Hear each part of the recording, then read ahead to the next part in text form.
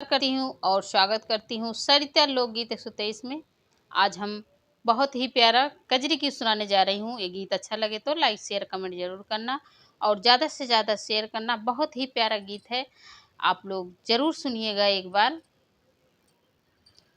गौरा फूल तोड़ चली फूलवरिया सखी, संग में सहेलिया सखीना।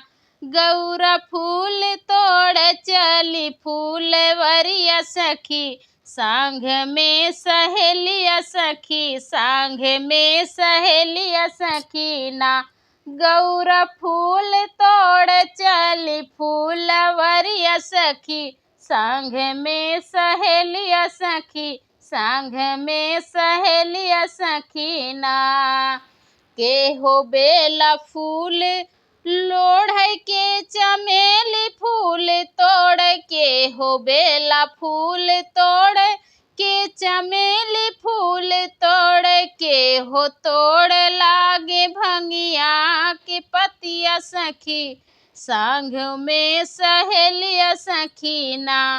के हो तोड़ लागिन भंगिया के पतिया सखी, संग में सहेलिया सखी, संग में सहेलिया सखीना।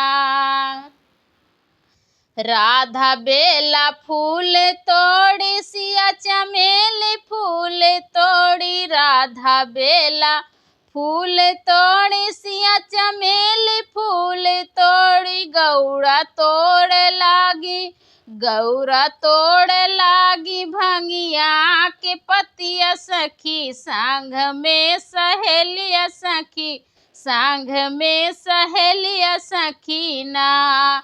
गौरा फूल तोड़ चली फूलवरिया सखी, संग में सहेलिया सखी, संग में सहेलिया सखीना।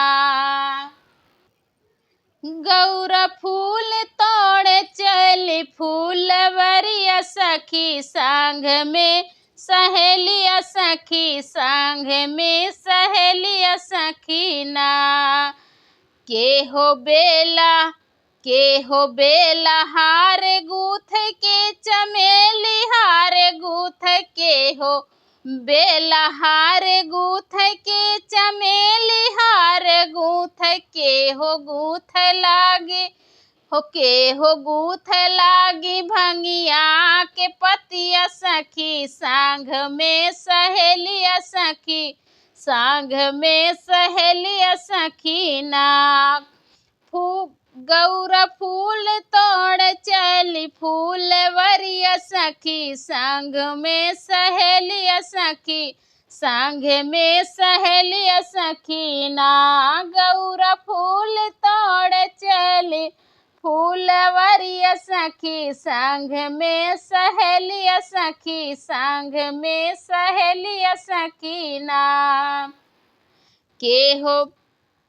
के हो राम गाल डली है, के हो श्याम गाल डली है, के हो राम गाल डली है, के हो सिया गाल श्याम गाल डली है। के हो डाल दी, के हो डाल दी शंकराण भंगिया सखी, संग में सहेलिया सखीना। के हो डाल दी शंकराण भंगिया सखी, संग में सहेलिया सखी, संग में सहेलिया सखीना।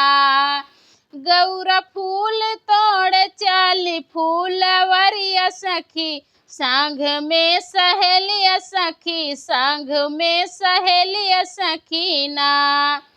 सीताराम गल डाली राधा श्याम गल डाली, सीताराम गल डाली राधा श्याम गल डाली। गौरा डाल दी शंकर आड़ भंगिया सखी, संग में सहेलिया सखीना। गौरा डाल दी शंकर आड़ भंगिया सखी, संग में सहेलिया सखी, संग में सहेलिया सखीना।